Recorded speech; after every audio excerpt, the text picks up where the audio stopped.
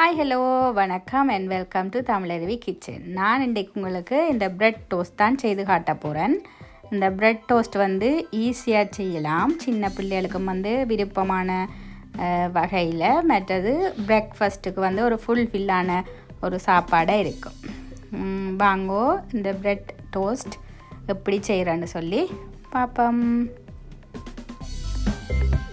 இந்த பிரெட் டோஸ்ட்டுக்கு தேவையான பொருட்கள் நாங்கள் பார்ப்போம். உருளைக்கிழங்கு, உள்ளி, வெங்காயம், லீக்ஸ், பச்சை மிளகாய் நீங்கள் கேரட்டுக்கு ஏற்ற மாதிரி போடலாம். பெரியாக்கள் சாப்பிட்றோன்னு சொல்லி சொன்னால் நீங்கள் நல்லா கூட போடலாம். கேரட், மற்றது வந்து ஸ்பினிச்சுன்னு சொல்கிற இந்த கீரை இலைகள், இவ்வளோ தான் தேவையான பொருட்கள்.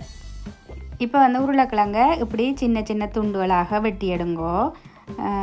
விருப்பமானாக்கள் கேரட்டையும் வந்து ஸ்க்ரப் பண்ணாமலுக்கு துண்டுகளாயே வெட்டி எடுக்கலாம். நான் ஈஸி வேலைக்காக அப்படியே ஸ்க்ரப் பண்ணி எடுத்துக்கிறேன். மற்றது உள்ளி, வெங்காயம், லீக்ஸ், பச்சை மிளகாய் எல்லாத்தையும் சின்ன சின்னனா வெட்டி எடுங்கோ. அப்போ ஒரு சட்டி எடுத்து நீங்கள் வந்து கொஞ்சம் நெல்லெண்ணெயோ இல்லாத உங்களுக்கு விருப்பமான எந்த ஆயிலோ சேர்த்து கொஞ்சம் எண்ணெய் கொதிச்சதோடனே இந்த வெங்காயம் வெட்டி வச்சுக்கிற வெங்காயம், உள்ளி, லீக்ஸ் எல்லாத்தையும் வந்து நாங்கள் இதுக்கு சாடியாக வதக்கி எடுக்க போகிறோம்.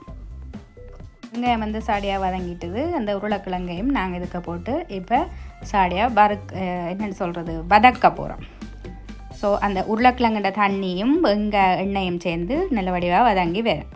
அது வதங்கி வர நாங்கள் லீக்ஸையும் பச்சை மிளகாயும் போட்டு திருப்பி வதக்கி போட்டு கடைசியாகத்தான் நாங்கள் கேரட் போட போகிறோம். கேரட் வந்து உண்மையிலேயே பச்சையாக சாப்பிட்ற ஒரு உணவு. நாங்கள் அதை டேஸ்ட்டுக்காக வதக்குறோம். இப்போ கேரட்டையும் போட்டு வதக்கி போட்டு நல்ல வடிவாக இந்த தண்ணி, கேரட்டில் இருக்கிற தண்ணி, உருளைக்கிழங்கு இருக்கிற தண்ணி எல்லாம் சேர்ந்து வர மாதிரி நல்ல வடிவாக வதக்குவோம். இப்போ இந்த ஸ்டேஜில் வந்து இதுக்கு தேவையான டிஷ்ஷுக்கு தேவையான உப்பை நாங்கள் ஆட் பண்ண போகிறோம். இப்போ வந்து இந்த ஸ்டேஜில் வந்து கொஞ்சம் தண்ணியை விட போகிறோம். நாங்கள் தண்ணியை விட்டு அந்த உருளைக்கிழங்கு அவிரத்துக்காக, இந்த உருளைக்கிழங்கு வந்து பெருசாக வெட்டி இருக்கிறபடியாக உருளைக்கிழங்கை நாங்கள் அவிரத்துக்கு தண்ணி விடுவோம். தண்ணி விட்டு நல்ல வடிவாக கொஞ்சம் அவிய விட்டுட்டு இந்த ஸ்டேஜில் இந்த ஸ்பினிச் லீவையும் வந்து இதுக்குள்ளே போட்டு நாங்கள் மிக்ஸ் பண்ண போகிறோம். இந்த ஸ்பினிச் லீவை வந்து நான் சின்ன வெட்டையிலேன்னு சொல்லி சொன்னேன். அப்புறம் உங்களுக்கு குழஞ்சு கீரைக்காரி மாதிரி வந்துடும். அதால் தான் அந்த இலையை வந்து லீஃபாக முழுசாக போடிக்க உங்களுக்கு அது வந்து சாப்பிடக்கலையும் வந்து வித்தியாசம் தெரியாது. அந்த கீரை சில பிள்ளைகளுக்கு கீரை வந்து டேஸ்ட் பிடிக்காது. அப்போ லீஃபாக இருக்கக்குள்ள அவை வந்து அதை வந்து விரும்பி சாப்பிடுவேன். இப்போ பார்த்திங்கன்னா இந்த கறி வந்து தண்ணியெல்லாம் வற்றி ரெடி ஆகிட்டுது. நாங்கள் இதை ஒரு டிஷ்ஷில் இறக்கி வைப்போம். இப்போ இதுக்கு தேவையான பொருட்கள் வந்து பட்டர், ரோஸ்ட் பண்ணுறதுக்கு சீஸ், மற்றது இந்த நாங்கள் செய்து வச்சுக்கிற இந்த கறி. இப்போ பார்த்திங்கன்னா ப்ரெட் எடுத்து வச்சுக்கிறோம். இந்த ப்ரெட்டை சூஸ் பண்ணிக்கல. இப்போவும் ப்ரௌன் ப்ரெட்டாக அல்லது 50-50 வெள்ளையும் ப்ரௌனும் சேர்ந்த ப்ரெட்டாக நீங்கள் ஜூஸ் பண்ணினீங்கன்னா நல்லா ஹெல்த்துக்கு ஆரோக்கியமாக இருக்கும். சின்ன பிள்ளைகளுக்கும் அந்த வீட் வந்து கிடைக்கிறதா இருக்கும். இப்போ வந்து நாங்கள் இந்த ஒரு டோஸ்ட் பண்ணுறதுக்கு ஒரு சட்டியில் பட்டரை போட்டு நல்ல வடிவாக இந்த பானை ரோஸ்ட் பண்ணி எடுக்க போகிறோம். இப்போ ஒரு பக்கம் ரோஸ்ட் ஆனவுடனே அந்த கறியை நாங்கள் இந்த பானுக்கு மேலே நாங்கள் வைக்க போகிறோம். ப்ரெட்டுக்கு மேலே நல்ல வடிவாக பான் ஃபுல்லாகவும் பூசுகிற மாதிரி வச்சுட்டு அதுக்கு மேலே சீஸ் வச்சு, இதுக்கு நீங்கள் வந்து இந்த சீஸ் தான் வைக்கணும் முடியல, கிரேட் பண்ணின சீஸும் நீங்கள் துருவி போடலாம். துருவின சீஸும் நீங்கள் ஜூஸ் பண்ணலாம். அதுக்கு மேலே அந்த மெட்ட ப்ரெட்டை வச்சு நாங்கள் நல்ல வடிவாக அழுத்தி விட்டுட்டு இதை வந்து இப்படியே ரோஸ்ட் பண்ண போகிறோம். இப்போ பார்த்திங்கன்னா ஒரு பக்கம் நல்ல வடிவாக ரோஸ்ட் ஆகி வந்துட்டுது.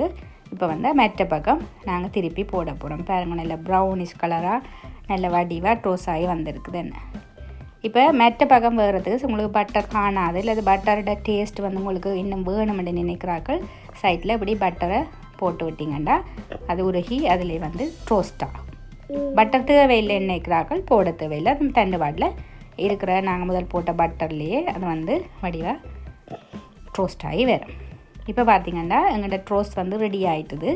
ஸோ 2-3 தரம் திருப்பி போட்டிங்கன்னு சொல்லிட்டோன்னா அந்த சீஸ் வந்து மெல்ட் ஆகி உள்ளுக்கு வந்து நல்லா செட் ஆகும்.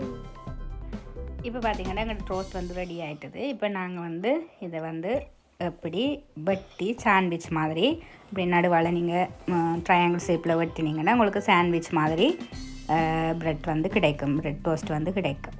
ஸோ சின்ன பிள்ளைகளுக்கு வந்து பார்க்கவும் அவைக்கு வடிவாக இருக்கும். சாண்ட்விச்சுண்டு அதே மாதிரி டேஸ்ட்டும் சூப்பராகவே இருக்கும். இந்த ரோஸ்ட்டு பட்டரோட ஸ்மெல்லு கீரையோட ஸ்மெல் எல்லாம் சேர்ந்து நல்ல டேஸ்ட்டாக இருக்கும். இது பாருங்கள், உள்ளுக்கு நல்ல வடிவாக அவிஞ்சு அப்படியே சீஸ் எல்லாம் உருகி மெல்ட் ஆகி நல்ல வடிவாக இருக்குது. ஸோ அவைக்கு ஒரு பீட்சா மாதிரி இந்த சீஸ் வச்சு ப்ரெட் கொடுக்கக்குள்ளே அவை வந்து விரும்பி சாப்பிடுவேன். இப்போ நாம் அடுப்பில் செய்து காட்டின மாதிரி டோஸ்டரிலும் உங்களுக்கு செய்து காட்ட போகிறேன். டோஸ்டரும் நார்மல் தான். டோஸ்டரில் வைக்கக்குள்ளே சாடியாக பட்டர் பூசி போட்டு பானில் வைக்கணும். நாங்கள் அடுப்பில் வைக்கக்குள்ள அப்படியே பட்டரை போட்டுட்டு அதுக்கு மேலே செய்கிறோம். இதுக்கு வந்து 2 பக்கமும் நல்ல வடிவாக பட்டரை போட்டு நாங்கள் பூசி போட்டு டோஸ்டரில் வைக்க வேணும். டோஸ்டரில் வச்சுட்டு அதே மாதிரி அடுப்பில் செய்த மாதிரியே கறியையும் வந்து நல்ல வடிவாக பரப்பி வச்சுட்டு அதுக்கு மேலே சீஸை வச்சு இன்னொரு பானை வச்சு நாங்கள் டோஸ்டரை க்ளோஸ் பண்ணி மூடி விட்டோம்னு சொன்னால் அது வந்து தானாயே உங்களுக்கு ரோஸ்ட் ஆகி தரும். அப்போ ரோஸ்டர் இல்லாத ஆக்கள் என்ன செய்கிறது? டோஸ்டர் இல்லாத ஆக்கள் அதுக்கு தான் அடுப்பில் செய்து காட்டினான். பட் டோஸ்டரை விட நீங்கள் அடுப்பில் செய்யக்குள்ள இன்னும் நல்ல டேஸ்ட்டாக இருக்கும். நான் வந்து அந்த டேஸ்ட் வந்து சாப்பிட்டு பார்க்குறேன். நான் ஆல்வேஸ் அப்படி தான் செய்கிறது. டோஸ்டர்னால் உங்களுக்கு ஈஸி ஒர்க். பட் அடுப்பில் செய்யக்குள்ளே இன்னும் நல்ல ஒரு டேஸ்ட்டு. பட் நார்மலாக ப்ரெட் ரோஸ்ட் பண்ணக்குள்ளேயும் நீங்கள் அடுப்பில் செய்தீங்கன்னு சொல்லிச்சோன்னா அது வந்து டிஃப்ரெண்ட் டேஸ்ட்டாக இருக்கும். ஸோ அடுப்பில் கூடியமானவரை அடுப்பில் செய்து டைம் இருக்கிறாக்கள் அடுப்பில் செய்து சாப்பிடுங்க. பாருங்க, டோஸ்டரில் வச்சதும் சீஸ் எல்லாம் மெல்ட் ஆகி நல்ல வடிவாக வந்திருக்குது. ஸோ உங்களுக்கு விருப்பமான நல்ல ஆரோக்கியமான இந்த ப்ரெட் டோஸ்ட் வந்து ரெடி ஆகிட்டுது. நீங்கள் எல்லோரும் இதை சாப்பிட்டு என்ஜாய் பண்ணுங்கோ. உங்களை இன்னொரு வீடியோவில் காண்ற வரைக்கும் டேக் கேர். Bye bye.